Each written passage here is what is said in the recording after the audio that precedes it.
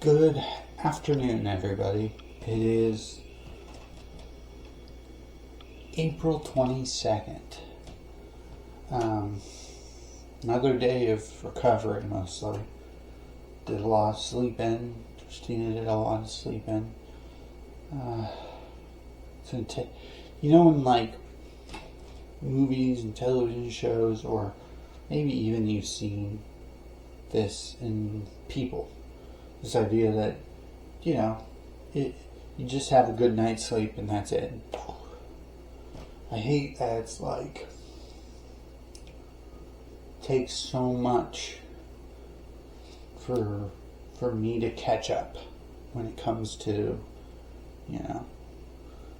exhaustion and sleep and feeling just drained. But it'll happen. Just need to be patient. I did run into a little bit of trouble editing. I haven't figured out exactly what I'm going to do yet, but I need to figure out what to do for music. If there's no music and it's just going to be silence for so long, and that might be how it is unless I figure out exactly what I'm going to do. Because you have to be careful because of copyrighted material. Things are copyrighted. You could get copyright strike or get in trouble.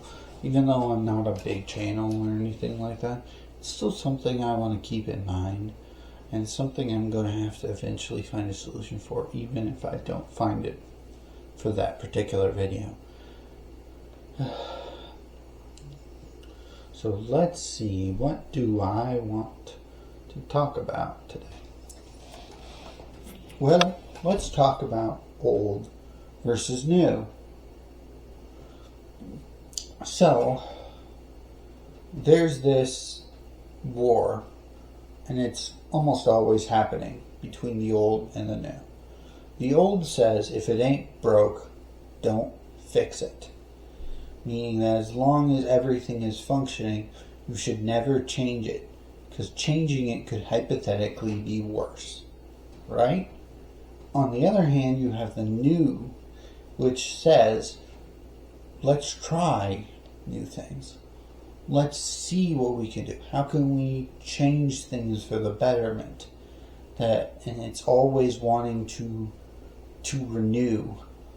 And these two forces are a combination, or based on generations. So think of it this way. Here you are, you're a child, and you're born. And whether it's all adults or some of them, you're treated like you are inferior to them. You are told that you're stupid. You are treated as though you don't know anything. And everybody has this attitude of they know what's right and you don't. There's a point when you're growing up, though, when you're around your teenage years, that you begin rebelling against that. You're sick and tired of being told that you're less, that you are stupid, that you don't know what the real world is about. You want to be seen as valuable. You want to be able to have an identity and a personality and show that you are valuable. So then there's this fight, which is where the old and the new hit the hardest, between teenagers and those who are a generation above them. Now, this fight only lasts for so long, or at least when it comes to any particular group. Because there's a point when voices are heard for the teenagers when they become adults. Suddenly their voice has more power and more meaning.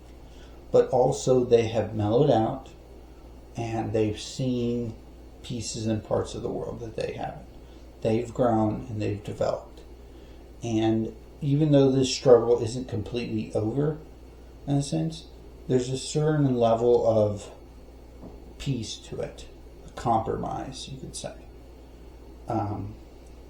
But around that time, people start having kids. And here they are, these little kids who didn't struggle. They didn't have to fight, not the way that their parents did in terms of opinions and ideas and being valuable and all this stuff. Here they come, acting all high and mighty, acting as if they know anything when they don't. And they don't know the struggles you have fought and been through. And ironically, it creates the cycle again. The next generation sees themselves as inferior, and so they overcompensate, which means that when they get to the point where they have kids, they eventually plant the seeds that will lead to another fight. Now, I don't necessarily believe this fight is incorrect or wrong, or that we can stop it, or anything like that. I'm not saying that at all. But it's surprising how much we let happen in terms of what we can do to minimize the damage / be more willing to compromise. There is a lot of people who believe that you need to put a line in the sand. But the problem, and that's good in and of itself, but it depends on where you put that line, right? You put the line too far and you essentially are preventing change. You're narrow-minded. You're not willing for the possibility of something better coming on. On the other hand, if you don't put a line in the sand, then you essentially are losing everything that you've gained. All the experience and ideas and all the situations. Mind you, some of that is also seeing what I call the backlash generation. So what you see is almost like a pendulum going back and forth, between almost extremes, where one generation is all about love and compassion. Then the next one is much more about being less willing to having a more private life, or being less subtle about love. And almost everything in society, you can see this back and forth. Where each generation is the opposite of the previous. Or it's actually kind of interesting. It's about 20 years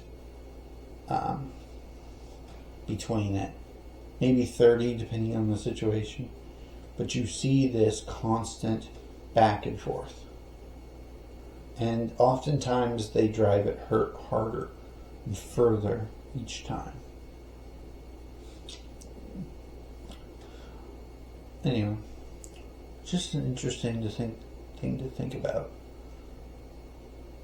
Anyway, have a nice day. I will see you tomorrow.